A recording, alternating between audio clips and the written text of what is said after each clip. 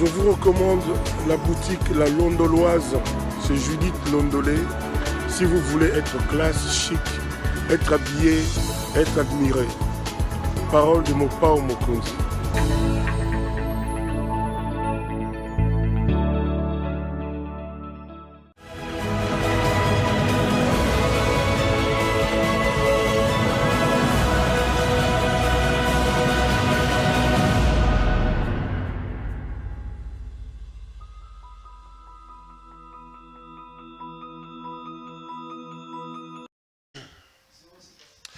Madame, Messieurs, bonjour et bienvenue à ce nouveau numéro de l'émission d'Écrit Info, ce magazine d'analyse d'actualité politique, sociale, économique et même juridique qu'on a lancé ici chez nous à CPL Télévision. Des questions importantes qui retiennent l'actualité dans plusieurs domaines sont mises sur la table et nous tentons de les décortiquer en leur donnant un sens, une forme. Et selon nous, c'est d'ailleurs pour ça que chaque matin, quand je commence cette émission, j'ai l'habitude de dire que le Décrit Info, c'est tout simplement le tempo de l'actu selon notre feeling.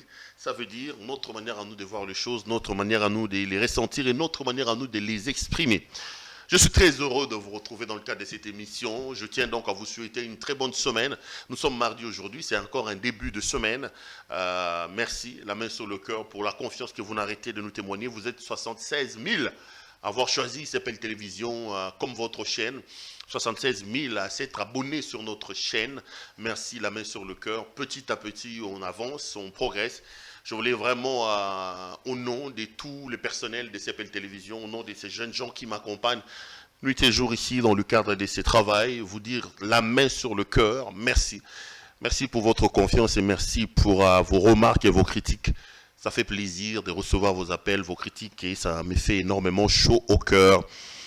Merci également à notre partenaire, la boutique La Londoloise, avec sa patronne Judith Londolé Betoko. Judith Londolé Betoko Betokos. Mon latisi qui toko bilamba qui toko yemoko qui toko. Mon colo Londoloise partenaire Nabiso. Vous êtes un homme, vous voulez vous habiller de manière chic et extraordinaire. N'hésitez pas à appeler donc Judith Londolé Betoko et passer vos commandes. Elle se fera le réel plaisir de pouvoir vous envoyer vos commandes et moi ça me fera énormément plaisir. En passant, cette chemise que je porte encore aujourd'hui, c'est notre partenaire de la boutique La Londoloise qui m'habille. Chaussures, cravates, chemises, sous-vêtements, cinglés, t-shirt, chemise, tout ce qui concerne l'habillement homme. Appelez Judith Londolé Betoko. Passez vos commandes et ça me fera énormément plaisir. Les amis, je viens aujourd'hui pour qu'on parle de cette épineuse question qui complique davantage la vie des Quinois et des Congolais. C'est la question de la pénurie en matière de carburant. Ça fait 2 jours maintenant que les stations-service sont fermées. Hier, je vous disais, pour qu'on tourne l'émission, même aujourd'hui encore, nous avons eu tellement de problèmes de carburant parce que courant a raté la chasse, ça c'est clair. Là où moi je suis, mon studio est à Bandal, le courant est très difficile quand ça vient. Et hier, on a voltage, ils permet de traiter le matériel, nous surtout écoute en fonction. Ce que nous faisons, c'est que nous tournons toujours et toujours avec un groupe électrogène. Sans groupe électrogène, donc Moboulou. Alors, on a manqué du carburant pour le groupe. Et hier et aujourd'hui, nous avons acheté des fuels, des carburants auprès de, comment on les appelle, des Kadhafi. Donc, ce sont les Kadhafi qui nous ont vendu le carburant avec lesquels nous tournons aujourd'hui, avec lesquels nous travaillons aujourd'hui, un peu pour vous signifier la difficulté qu'ont le Congolais aujourd'hui à pouvoir s'approvisionner en carburant. C'est extrêmement difficile. Je poserai quelques fondements sur la question. Je vais tenter d'épiloguer là-dessus et j'ouvrirai mon téléphone. On va poursuivre les débats comme on a l'habitude de les faire dans le couloir. Moi, ça me fera énormément plaisir de savoir qu'après ma prestation, j'aurai reçu beaucoup de coups de fil par rapport à ça. Donc, je parlerai de ça. Mais avant ça, laissez-moi respecter un principe qui est devenu même le socle des émissions que nous faisons ici. Le principe, c'est que nous commençons nos émissions toujours et encore par la situation sécuritaire dans l'Est de la République démocratique du Congo.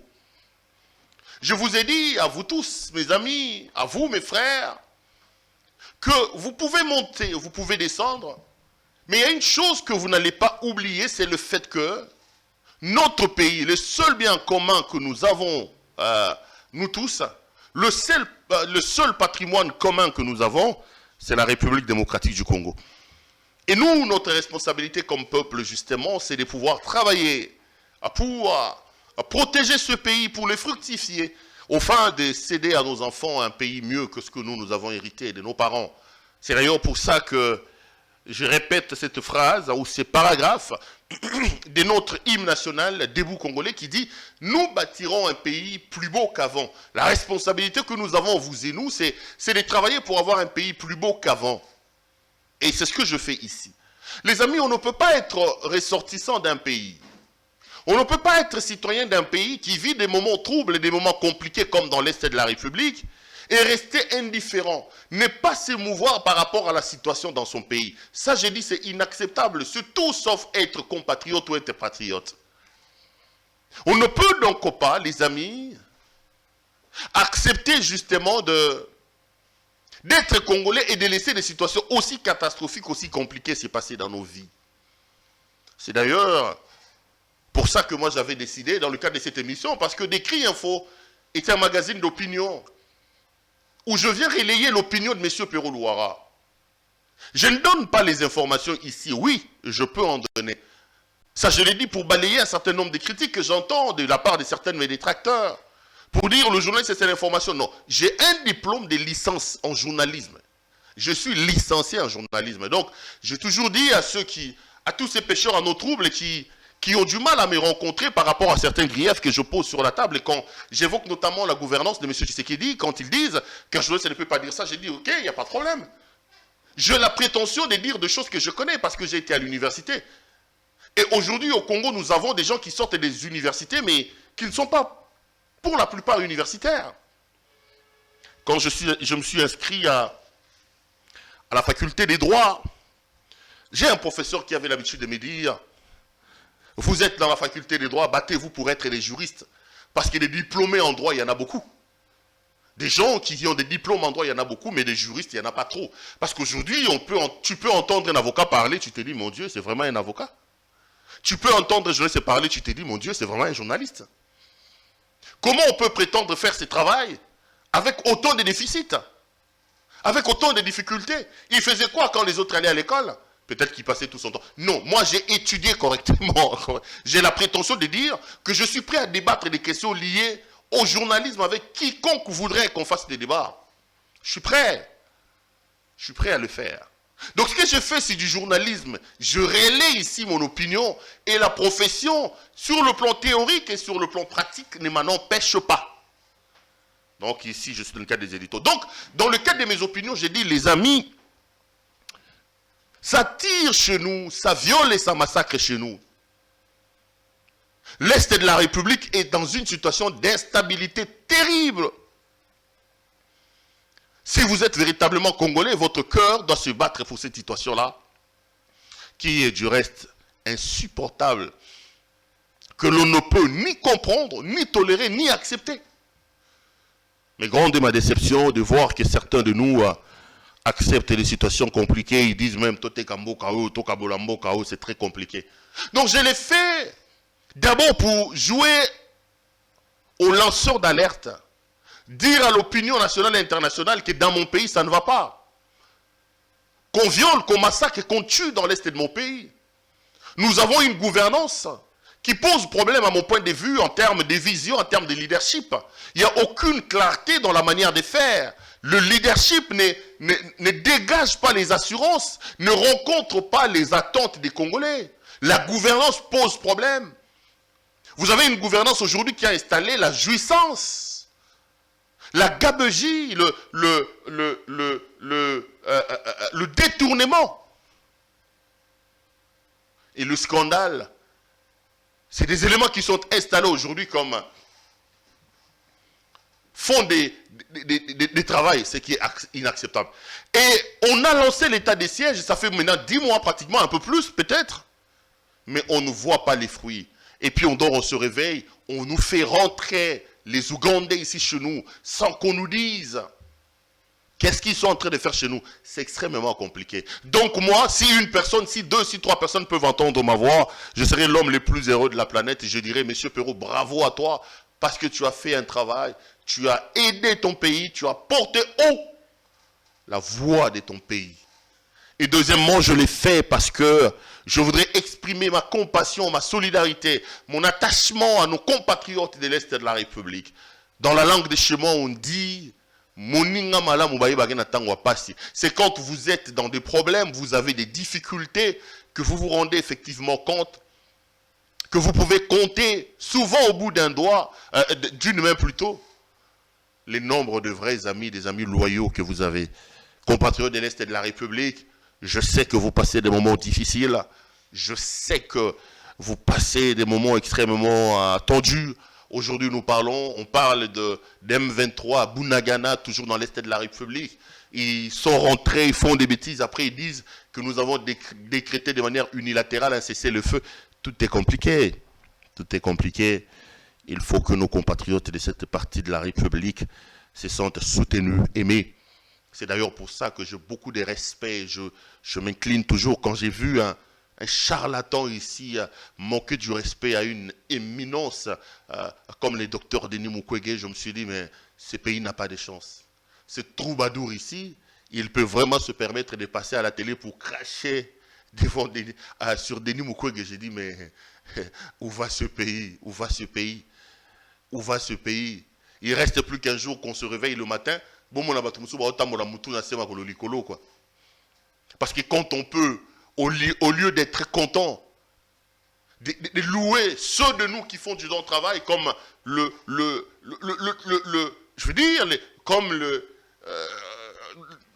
je cherche même des qualificatifs pour lui, comme Denis Mukwege. Vous voyez un troubadour, un charlatan, il se réveille un matin de son lit, il prend un téléphone, je ne sais pas moi, une caméra, il commence à insulter Mukwege. J'ai dit, mais mon Dieu,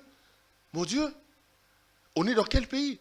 Les Mukwege sont des gens qui nous montrent effectivement que ce n'est pas encore terminé dans ce pays. Les Mukwege sont des gens qui viennent démentir même le pessimisme de certaines personnes sans vision qui nous entourent et qui nous dirigent. Quand vous avez des Congolais qui disent Tote Kambo Kango, Toka Bolango, quand vous avez de ceux qui vous disent que Koufa, non, le pays a des problèmes, des sérieux problèmes, mais le vrai problème du pays, c'est un problème de leadership. Nous avons un leadership clair, un leadership faible, qui n'est pas éclairé, qui n'a aucune vision. Nous avons des problèmes à tous les niveaux, mais le vrai problème du Congo, c'est l'homme congolais et c'est son leadership qui pose énormément de problèmes.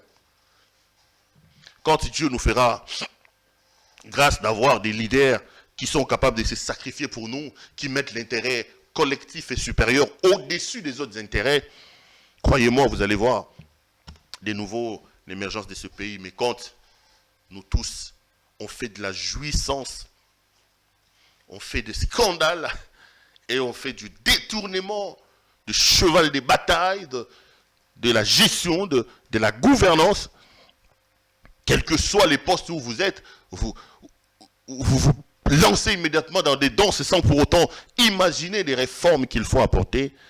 Les amis, on attendra longtemps et on accusera les gens sans que nous puissions voir le bout du tunnel.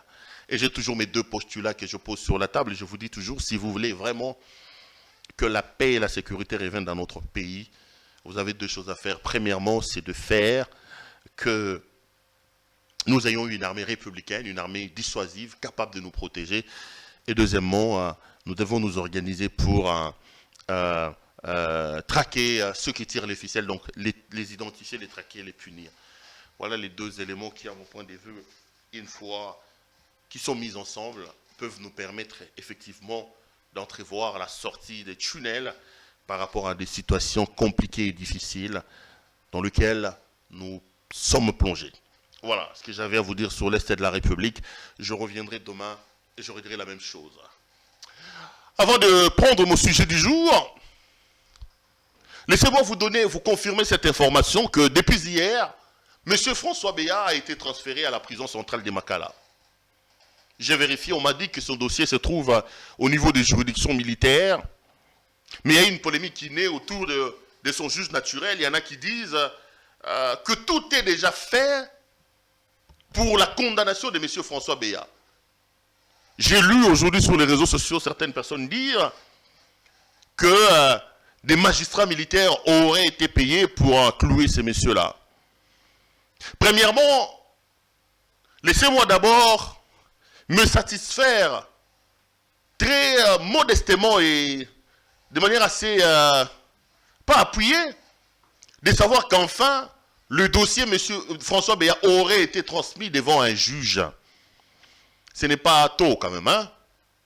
Dans un pays où vous avez une gouvernance issue de l'UDPS qui s'est battue 37 ans ou 32 ans durant pour l'avènement d'un état de droit, arrêter un citoyen congolais pendant plus de 60 jours sans le présenter devant son juge naturel, sans lui dire ce pourquoi il est arrêté.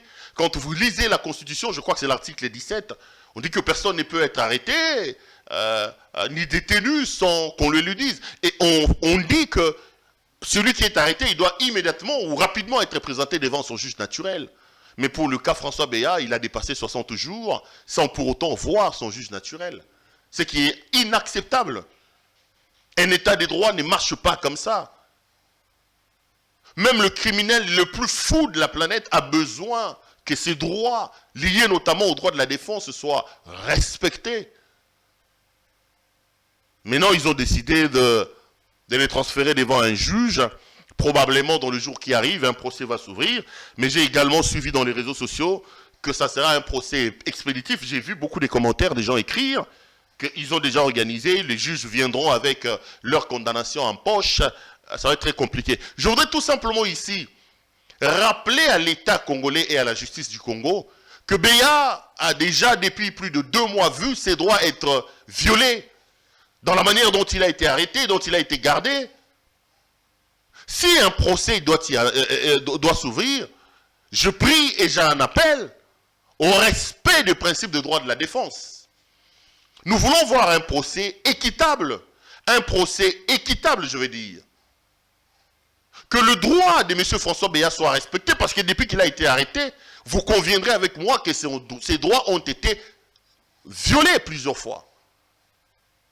Mais maintenant que vous décidez effectivement de l'envoyer le renvoyer devant un tribunal, je l'espère, et je le souhaite vraiment très profondément, il faut s'organiser pour qu'on respecte ses droits. Il faut travailler pour que le procès soit un procès juste et équitable. Voilà ce que j'avais à dire. Laissez-moi en venir à mon sujet du jour. Je voulais qu'on parle un peu de carburant. Vous regardez les images que mon ami Merveille, qui est de l'autre côté de la régie, est en train de vous montrer. Depuis 2 jours, il y a des files interminables dans les stations-service. Aujourd'hui, je suis sorti avec mon chauffeur. On arrive à la première station, c'était plein. À la deuxième, c'était fermé. À la troisième, c'était fermé. Et il m'a regardé, il m'a dit, mais chef, il y a un problème. La lampe du carburant vient de s'allumer parce que ça fait 3 jours que je roule avec le même... heureusement que j'avais pris soin d'avoir une réserve assez importante. Mais là, ça vient de s'allumer parce qu'on était parti à tel endroit, on a circulé à gauche et à droite. On a dû pousser les véhicules petit à petit, arriver à la station. Je lui dis, si tel est le cas, toi tu y restes. Et il est resté avec les véhicules à la station. Comme j'avais des émissions ici, j'ai dû négocier une moto à gauche et à droite pour venir. C'est tout simplement inacceptable, les amis, ce que nous vivons ici. J'ai vu qu'il y a des gens qui tentent de justifier ça en parlant de la guerre en Ukraine, en parlant de la guerre contre la Russie. J'ai vu des gens évoquer notamment la situation à l'international, une situation morose pour justifier cette situation-là. Mais n'oublions pas que, les amis, la gouvernance moderne de la société est assise entre autres sur la prévention. Qui a oublié l'adage qui dit que gouverner, c'est prévoir? Comment est-ce que vous pouvez être à la tête d'un pays? Vous pouvez être ministre d'un pays, mandataire dans un pays. Vous restez là, vous savez que les agrégats sur le plan international posent problème, avec notamment la guerre de la Russie contre l'Ukraine, avec notamment le Covid. Vous n'anticipez pas les choses. Vous attendez que le catombe arrive pour que vous puissiez vous vautrer dans les explications qui n'en sont pas. Pour nous expliquer, regardez, ce sont des chocs exogènes qui n'ont rien à voir avec nous. C'est tout simplement une question de ne pas être à la hauteur des attentes que le peuple, que les Congolais placent sur vous. Parce que si vous êtes des bons gouvernants, vous devez savoir que telle situation aura certainement de l'impact et des répercussions sur nous. Prévoyons la situation. Mais là, je trouve des explications assez rocambolesques, assez abracadabrantesques de certaines personnes qui voudraient expliquer et dire aux Congolais que ce que vous vivez est normal parce qu'il y a ça, il y a ça, il y a ça. Non. La gouvernance basée sur la justification n'est pas une bonne gouvernance.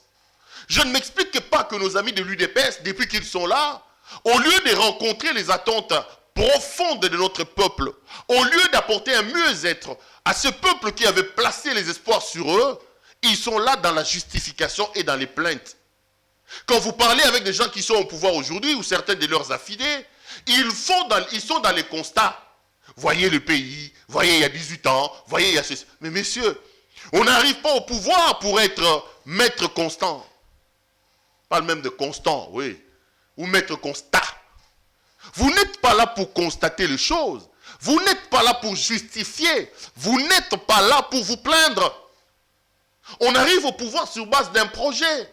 Parce qu'on pense qu'être capable, une fois sur place, d'apporter un mieux-être à sa population. Quand on demande le suffrage de son peuple, c'est parce qu'on a fait le scannage de la situation et on connaît les difficultés, les problèmes de ces peuples-là. Et on a la prétention d'améliorer.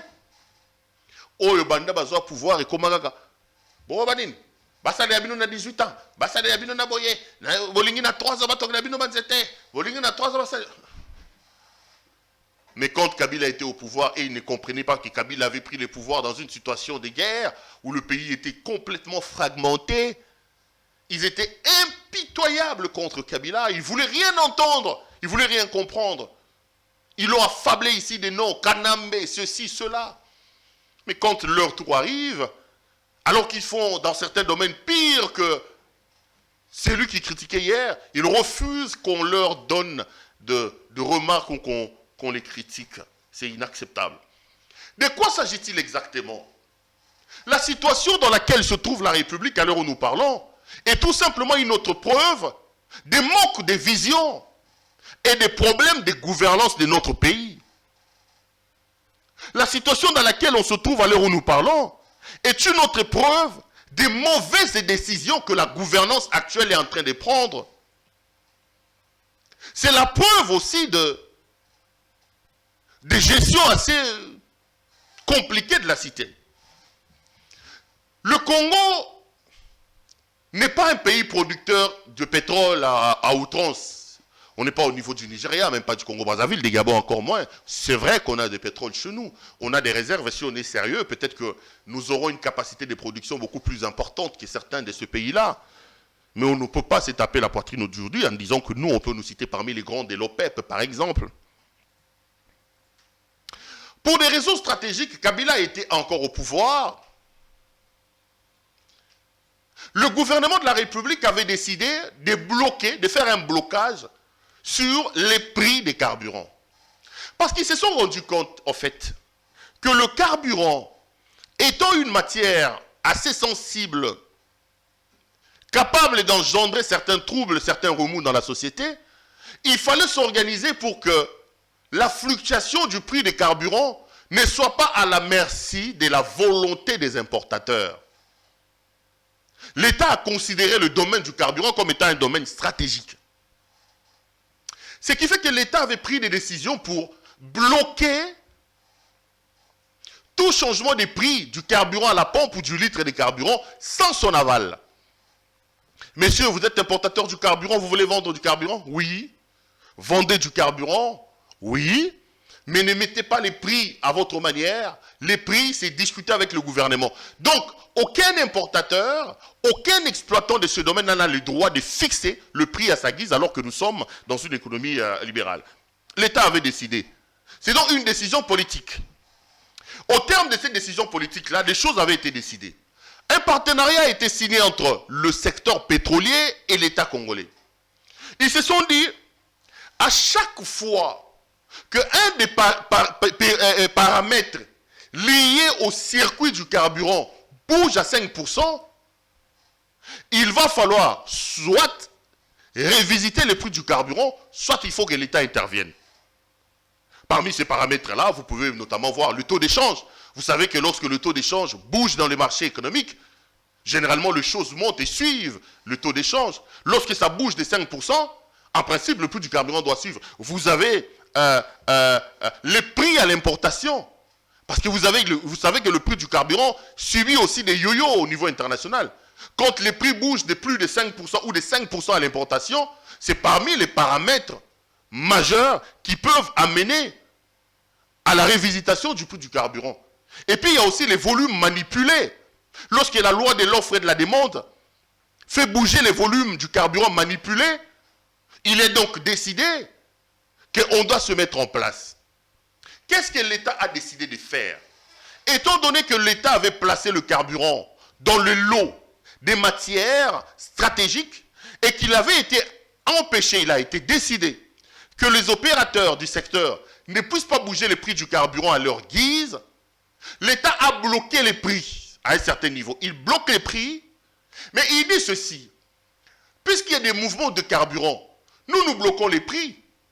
Au lieu que les prix connaissent une augmentation, bloquer les prix à ce niveau-là, le déficit lié à cette augmentation et à ce blocage des prix est pris en charge par l'État. Donc, en réalité, nous achetons les carburants à un peu plus de 2000 francs congolais les litres.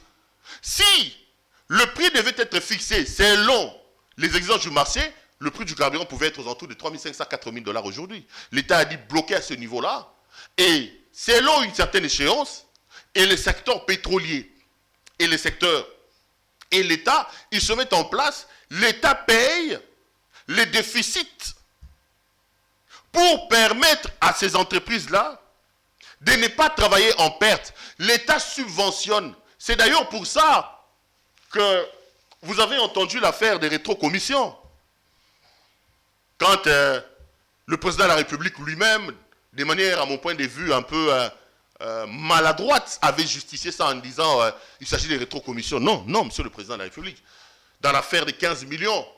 Après, il y a une autre rétrocommission où on a parlé de 12 millions de dollars américains. En fait, dans les déficits là, de la subvention des secteurs pétroliers, certains barbouzent. C'est des histoires qui remontaient déjà de l'époque des Kabila, mais que ceux de Tshisekedi, comme ils aiment beaucoup ces choses-là, ils sont en train de se pavaner de ça. Eux aussi, ils récupèrent des commissions. Quand on paye cet argent-là, il y a une commission qui est mise en place, la commission chargée de tarification des prix.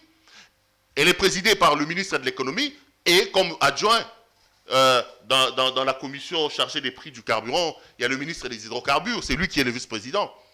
Et les gens s'organisent pour que dans le quota que l'État sort, pour payer le gap, le déficit dépassant lié au blocage de carburant, les gens s'organisent pour se faire payer des rétrocommissions. Donc l'État sort de l'argent pour payer au secteur pétrolier et les secteurs pétroliers rétrocèdent à certains barbouzes qui se partagent de l'argent. C'est dans ce sens-là qu'ils se sont partagés le 15 millions. Après, ils se sont partagés les 12 millions. En fait, c'est de l'argent sorti du trésor public pour payer, subventionner les secteurs pétroliers parce que les exploitants de ces secteurs n'ont pas le droit de fixer les prix à leur guise. Mais il se passe un problème. Depuis un temps, l'État a respecté ça. C'est-à-dire qu'à la fin de chaque exercice, les deux parties se retrouvaient autour d'une même table. On disait le gap est de combien? Le gap est de 80 millions, le gap est de 100 millions. L'État prenait 50 millions, 80 millions, il payait. Ce qui permettait aux trésoreries des exploitants pétroliers de fonctionner correctement.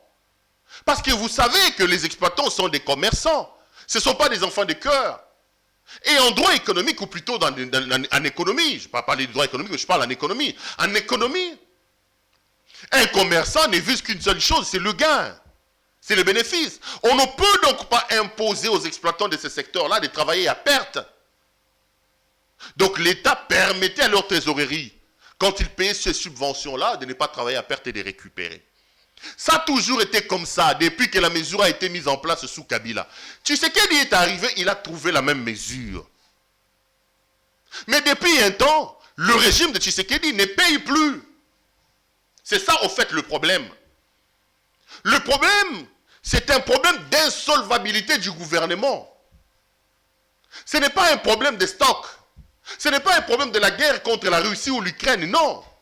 Le problème, c'est que l'État doit de l'argent aux opérateurs pétroliers qui ont déjà travaillé à perte dans la mesure où ils n'ont pas le droit de bouger les prix du carburant sans l'aval du président de l'État.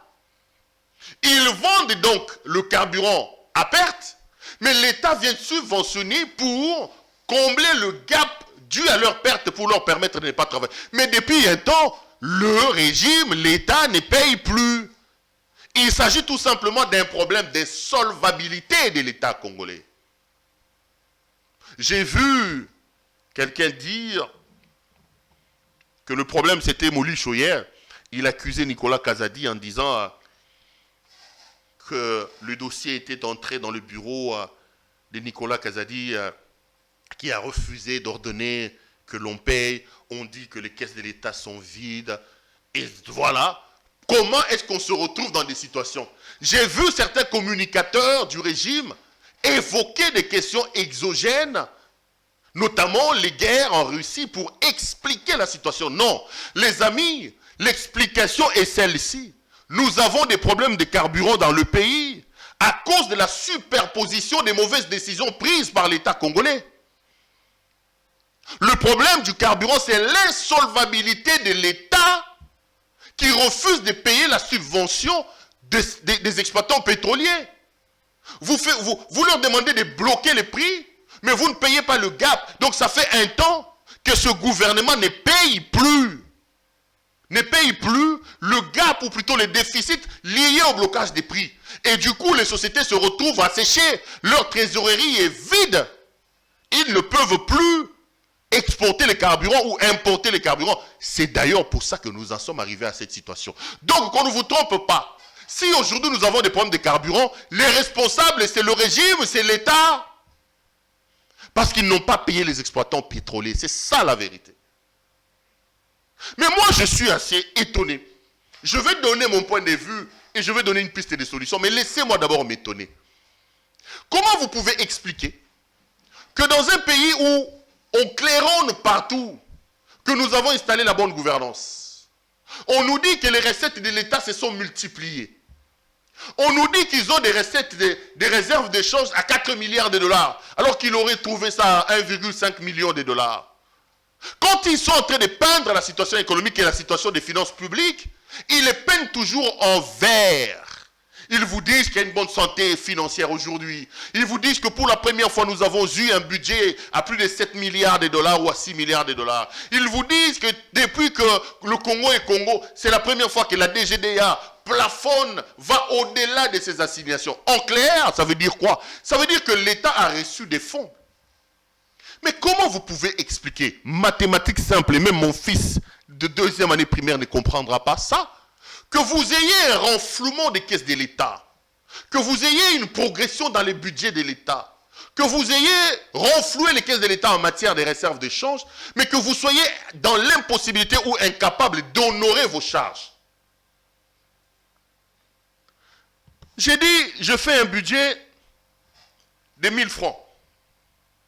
Dans les 1000 francs, je compte à CEPEL, j'ai à peu près 10 ou 12 agents.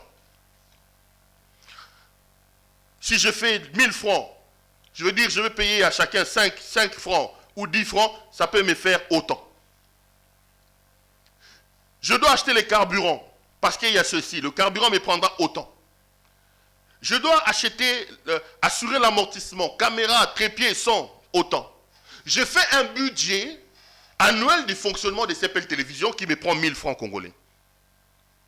Mais en cours de marche, je viens, je vous dis, non. J'ai dépassé le plafonnement de ce budget. Au lieu de 1000 francs, je suis même arrivé à 2000 francs. Mais comment est-ce que j'arrive à 2000 francs, mais mes agents ont des arriérés de salaire? Comment vous pouvez expliquer ça? Parce que dans le budget initial, j'avais 1000 francs. Dans les 1000 francs, il y avait une rubrique réservée à la paye des agents. Mais maintenant que j'ai dépassé les assignations, non seulement que ces agents-là ne doivent pas avoir des arriérés de salaire parce que l'argent est entré plus que ce qui était prévu, mais ils doivent d'ailleurs voir leurs conditions être améliorées. Ça, c'est aussi simple que ça. On n'a pas besoin d'avoir été à l'université ou à la faculté de l'économie pour comprendre. Vous avez des problèmes d'arriérés des salaires. Vous avez des problèmes de grève des enseignants. Vous avez des problèmes de liquidation, notamment des paiements des secteurs stratégiques comme le pétrole. Mais vous venez nous dire, comme si vous voulez nous prendre comme des enfants, que la situation économique, que les finances publiques se portaient bien.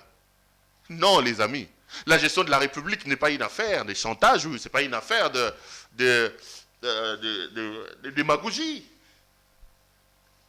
La République, la gestion de la République est une question de rationalité. Comment est-ce que nous avons battu tous les records en termes de budget? Comment est-ce que la DGI, la DGDA ont explosé en termes des assignations et en termes des attentes par rapport aux recettes? Mais vous avez des problèmes de trésorerie pour payer les fonctionnaires. Vous avez des problèmes de trésorerie pour payer tel, pour payer tel.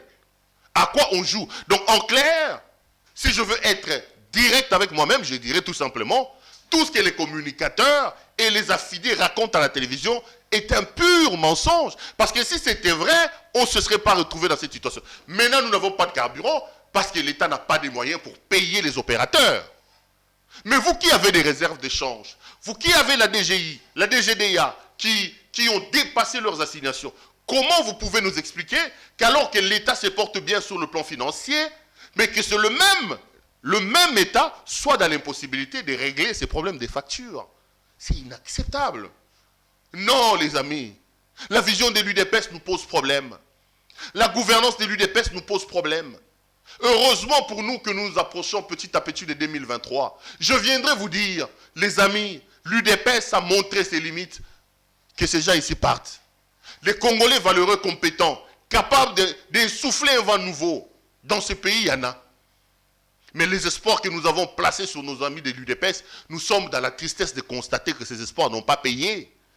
L'UDPS a été incapable de répondre aux attentes de ces peuples. Le régime de l'UDPS nous démontre suffisamment ses limites. On se rend compte que nos amis passaient plus de temps dans des marches que dans l'apprentissage de la gouvernance, de la gestion de la res publica. Parce que sous l'UDPS, la République a été déshabillée. L'État n'existe plus. Ils ont déshabillé l'État et ils l'ont jeté dans la rue. Voilà le vrai problème dans lequel nous sommes. Donc, si nous manquons du carburant, c'est tout simplement un problème d'insolvabilité de ce gouvernement. Et c'est triste, parce qu'après, je vois qu'ils sont en train de larguer des communicateurs pour raconter des choses. Mais la vraie solution, c'est laquelle? On nous dit que il faut bloquer le prix des carburants est subventionné. Ils donnent des raisons. Ils disent que si nous laissons les prix du carburant suivre le rythme normal au niveau international, on se retrouvera dans une situation où les revenus des Congolais vont bouger parce que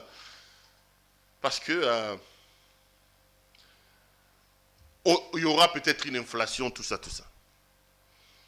Là aussi, c'est une escroquerie. Parce qu'à l'heure où nous parlons, les amis, l'État congolais est incapable de vous dire ou d'évaluer avec sérieux les revenus de sa population. Moi, je m'appelle Claude Perrault-Louara. Je suis journaliste dans ce pays. L'État est incapable de vérifier et de dire exactement, regardez le gap, ce que Perrault gagne par an, ce que Perrault gagne par mois. Ils sont incapables. Et nous sommes comme ça presque 100 millions. L'État est incapable de vous dire sur les 100 millions de Congolais, voilà les revenus moyennes. Il n'y a pas de statistiques dans ce sens-là. Ici, les gens évoluent comme dans une sorte de jungle. D'ailleurs, le système d'impôt n'est pas un système fouillé, c'est un problème un système déclaratif. Vous payez ce que vous avez déclaré. L'État table sur la bonne foi des assujettis, ce qui n'est pas du tout normal.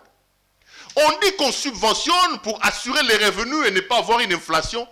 Des revenus des personnes dont on n'a pas la maîtrise. On n'a pas la maîtrise de la situation, de la maîtrise économique par rapport aux revenus des peuples. Mais on dit qu'on subventionne. Pour moi, la solution, elle est simple. L'État doit être courageux. Il faut desserrer cette histoire de blocage des prix. Il faut laisser le prix parce que nous sommes dans une économie libérale, nous sommes dans une économie où le prix sont tributaires à l'évolution de la situation sur le marché. Aujourd'hui, en France, aux États-Unis d'Amérique et partout dans le monde, vous allez constater que le prix du carburant à la pompe a bougé. Mais cette politique de blocage de prix profite à qui? Comment vous pouvez... Je prends seulement les secteurs sud, le Katanga, parce que je connais un peu, j'ai fait un voyage où je suis allé vérifier la situation là-bas. Quand vous prenez par exemple les exploitants pétroliers dans le sud, je prends le Katanga notamment, l'État congolais leur doit 100 millions de dollars américains qui ne payent pas. 100 millions de dollars. Quand vous venez vers les exploitants de l'Ouest ici, c'est aussi échelonné en termes de millions de dollars. Mais nous devons savoir ce que nous voulons. Comment est-ce qu'on peut subventionner un secteur comme le secteur pétrolier pour préserver les revenus des Congolais, les revenus dont on n'a aucune maîtrise, mais nous laissons notre armée manquer des dotations, manquer des bottes, manquer de ceci. Est-ce qu'il ne faut pas laisser le carburant suivre la fluctuation des prix à la normale et prendre cet argent-là, affecter ça à autre chose? Est-ce que la rationalité ne peut pas nous amener à desserrer les taux sur cette affaire et l'argent issu de ces déblocages des prix peut aider à acheter peut-être les armes? Regardez nos roulages, voyez leur tenue ici. La dernière fois qu'ils ont été dotés, personne ne les sait.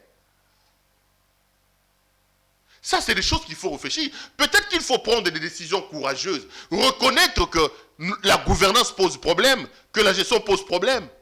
Que tout ce qu'on est en train de miroiter au peuple en disant, écoutez, cadre macroéconomique stable, réserve d'échange, tout ça, n'est que démagogie. Mais face à la réalité qui nous rattrape, parce que là, aujourd'hui, on n'a plus de carburant, on débloque, on laisse les prix du carburant suivre le mouvement normal. Comme ça, l'État se désengage de cette affaire des blocages. Ou alors, l'État peut laisser le carburant monter à une certaine hauteur et il fait son blocage pour relativiser ou plutôt minimiser son intervention dans les secteurs. Si l'État prenait en charge à 40%, l'État peut se dire, on débloque jusqu'à 25%, ça nous permet de baisser un peu les charges de notre côté. Désormais, nous prendrons en charge par exemple 15%. C'est des stratégies. Ici, on laisse dans une situation, parce que probablement, quand l'État paye, il y a des rétro-commissions, les gens qui sont là ne veulent pas débloquer la situation, alors que nous sommes dans l'impossibilité aujourd'hui d'assurer cela. Malgré toutes les promesses et toutes les déclarations fantaisistes que je vois à la télévision sur la bonne santé de nos finances et sur la bonne santé du secteur. Nous sommes rattrapés à cause de la superposition des mauvaises décisions prises par ceux qui sont au pouvoir. La gouvernance pose problème, la gestion de la République pose problème. C'est comme ça que nous en sommes là. Ne vous cachez pas derrière la Russie ou l'Ukraine. Le problème, c'est un problème d'insolvabilité de nos autorités, du gouvernement, qui ne payent pas les exploitants de ces secteurs-là et ils se retrouvent dans une situation où leur trésorerie est sec. Et ils ne peuvent plus importer. Ils ne peuvent plus importer. C'est comme Mongo Bochabiso Makelele. Bon matanabiso bokita. Bon matanabiso bokita. Hey, budget tomati sangona boye. Mongo wango izawapi. Ba professeur banda banda grève. Banani ba ko futa mate. Awa na modai bato ba covid ba. Bino mongo ngo bino bolbake mata wani mate.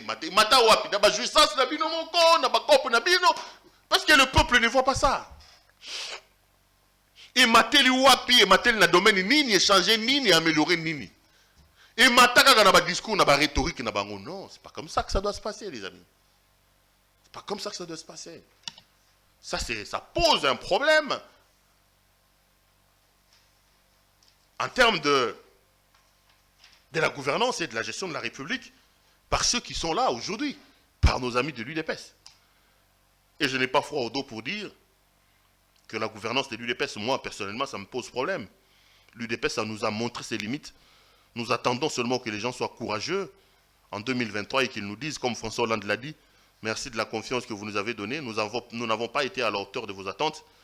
Nous nous retirons pour donner à un autre Congolais la chance peut-être d'apporter un mieux-être à ces peuples.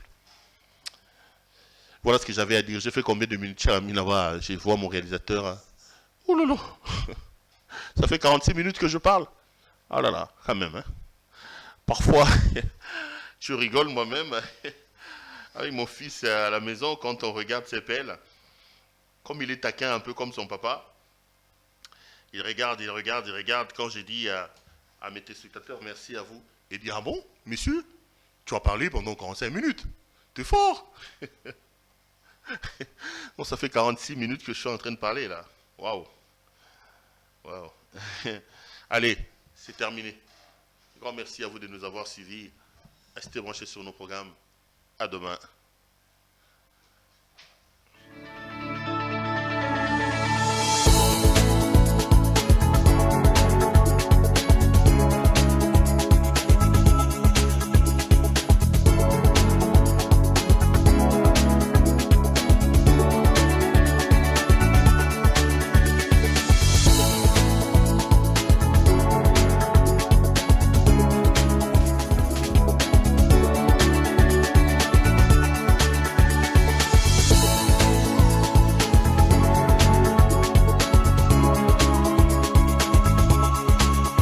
Je vous recommande la boutique La Londoloise, c'est Judith Londolé. Si vous voulez être classe, chic, être habillé, être admiré. Parole de Mopao Mokonzi.